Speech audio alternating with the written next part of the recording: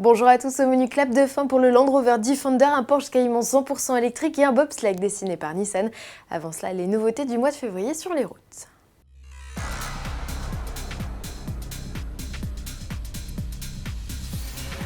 1,12%, c'est en moyenne l'augmentation que vont connaître les tarifs au péage ce 1er février après une année de gel. Le réseau des autoroutes du sud de la France, ASF, est celui où l'inflation est la plus forte avec une hausse de 1,63%, soit 40 centimes supplémentaires sur un trajet Lyon-Montpellier. A l'inverse, le réseau des autoroutes du centre, Cofiroute, est celui où l'augmentation est la plus faible.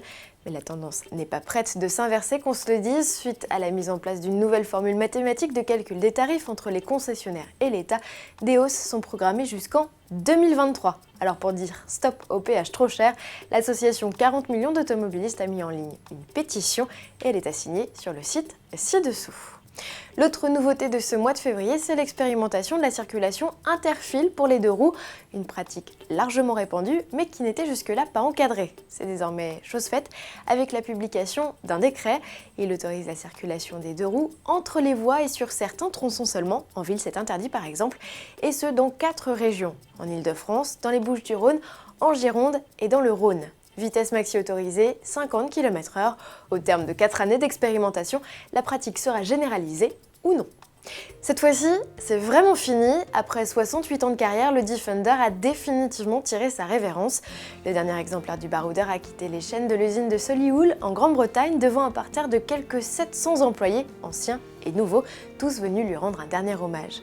Pour dire à quel point le 4x4 est mythique, le 2 millionième exemplaire s'est arraché à prix d'or lors d'une vente aux enchères en décembre 2015, 550 000 €, soit 15 fois le prix catalogue. Son successeur est attendu en 2018, mais ne devrait pas reprendre ses gènes, et c'est bien dommage. L'air est aux électriques chez Porsche. La dernière nouveauté zéro émission du moment se nomme Evolution. Ce Cayman, présenté dans le cadre de l'exposition de concept car du 31e Festival Automobile International, n'est ni tout à fait un proto, ni un véhicule de série, mais une vitrine technologique utilisée par le département recherche et développement du constructeur. Sous le capot, il reprend le bloc du concept Mission E et affiche donc lui aussi une puissance de 500 chevaux. Quant à son autonomie, elle serait de 500 km et 15 minutes suffiraient à en récupérer 80% grâce à ce totem, un supercharger à la sauce Porsche. Rappelons que le premier véhicule électrique de série est attendu dans la gamme du constructeur à l'horizon 2020.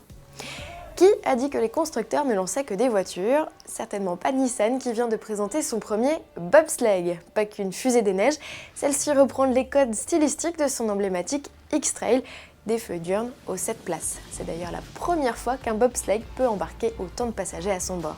Et pas qu'une étude de style, cette luge de course a été testée et approuvée sur piste par un médaillé olympique de la discipline. Avec ses 6 équipiers, Sean Olsen a atteint une vitesse de pointe de 105 km/h. À demain.